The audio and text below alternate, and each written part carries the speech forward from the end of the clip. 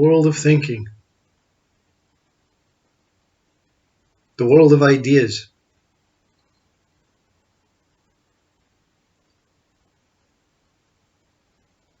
the world of wants and hopes and beliefs and needs, the world of searching and questioning. Isn't it a wonderful world?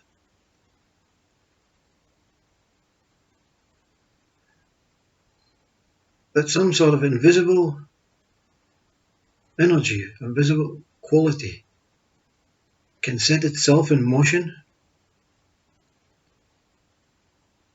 and look into the future, if that exists, or delve into the past. Have you ever sat and really thought about what the mind is capable of? Because it's the mind that's speaking now. It's the mind that has all these attributes, all these wonderful ways of projecting itself outwards. But it never seems to project itself inwards, unless it's looking at the internet for a Google reason why the stomach is upset, or why the kidneys feel to be painful. The world inwards only goes so far. It only goes about 6 inches in for most. But the world outwards appears to go for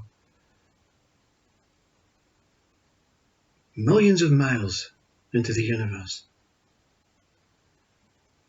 So it's much more interesting to project outwards. Let's look at ideas. Let's look at what we can find, establish, discover in this world of mind. But the actuality is,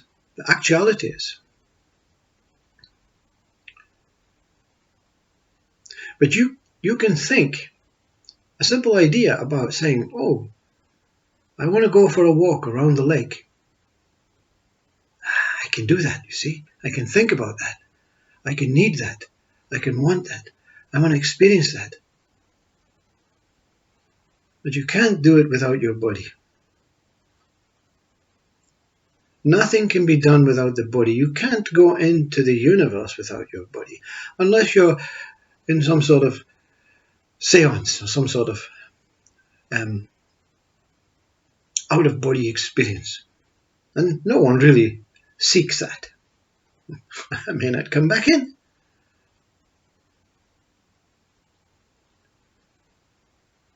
Thoughts are not based on the body. Thoughts are based on the infinite ways, infinite possibilities, infinite experiences that I can experience without moving my body.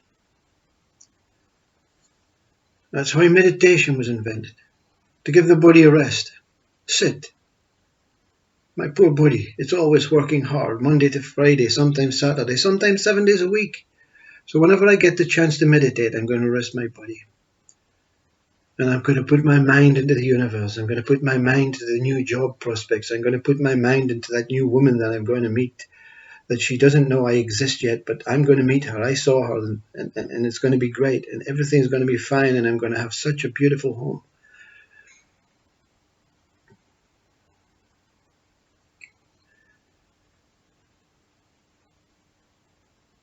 Nothing is happening without your body. Even presence, even awareness has to come through the body.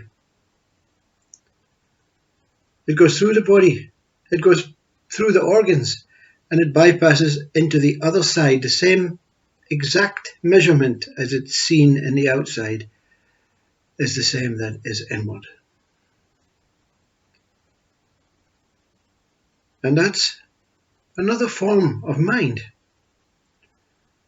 You're not able to leave this projected world and the ideas and the thoughts and the needs and the desires and move into another, what you would call intersected world, or another projected world in that way, because you're going to look for the same things. You're going to look for space, freedom, the void, the abyss, the tranquil, And it exists, but it doesn't exist in there. The same as all the ideas doesn't exist out there. They're born from consciousness that you are.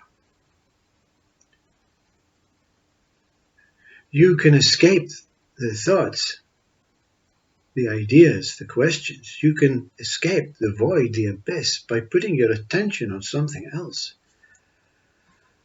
But all of these things cannot escape you. You are the core of the external world and the internal world. None of these worlds exist without you. But there's not only a body you within the core, the center of the external and internal world. Science, how our mind works, tells you that the space, this space here between the finger and the thumb, is billions of times smaller than the space in the room. So therefore it's zillions and zillions times smaller than between the head and the end of the atmosphere before it goes into the universe. But the fact is, it's a measurement made up of something that does not exist, because the contents of that space is the same contents as the room, is the same contents as the space between the head and the atmosphere in the universe. It's the same content as the universe. When you have a cup, they say, and you take the cup into another room, did you take the space as well? Or is it the same space all the time? Or has that space been emptied out and new space in the room? It's far more simple than humans make it out to be. The space between the external and the internal world is the same space. So how can you be a minuscule space? You're the same space. You are entirely every single space that exists. We come from nothing. We are nothing right now. We are born and looking from this place of nothing, this flat line, with so many bodies. I'm a really enlightened sage, this guy says. I experience my human body, my subtle body, my soul body, my spirit body, and my conscious body. And the other person says, so you have 5 bodies? Yes. And the other person said, the other sage says, well, that's funny. I don't know how much bodies I have. They are infinite. How do you work that out? How can you identify between one body or the other body? So therefore 5 bodies is the same as no bodies. And 5 bodies are the same as million bodies, trillion bodies, a zillion bodies. So how can I be identified as one particular body? It's far too mathematical, he says. It's far too difficult on the mind to try and understand what is taking place. No one in a right frame of mind knows what's taking place. No one can measure anything. No one can judge anything. No one can value anything. No one can understand anything. No one can discover anything. Because that one is the only one that incorporates everything out with and within it. And the other sage said, is that God? And the wise sage says, what a foolish, foolish, foolish question. How can one separate itself into a you and a God when there's nothing to know? Outwards, inwards, and as it is. And the other side says, so what's the purpose? Again, how foolish. Don't you like, whoever you are, whatever you are, don't you like being here? Don't you respect being here?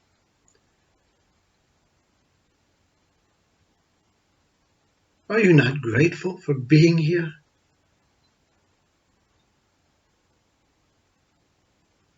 Gratitude. You're here. You're here. Matters not if you're here as everything, nothing, one thing, 10 things, 1,000 things, an outward self, an inward self, an outward mind, an inward mind, a thoughtful mind, a blank mind. The fact is, you're here. You're here. That's the most prestigious thing to know. Not a God, not a soul, not a saint, not a spirit, not a universe, not a world. All of these things are born within you. The moment you accept that you're here. And that's all there is to know. There's nothing else to know. And that is the purest knowing. 100% know. 100% know I'm here.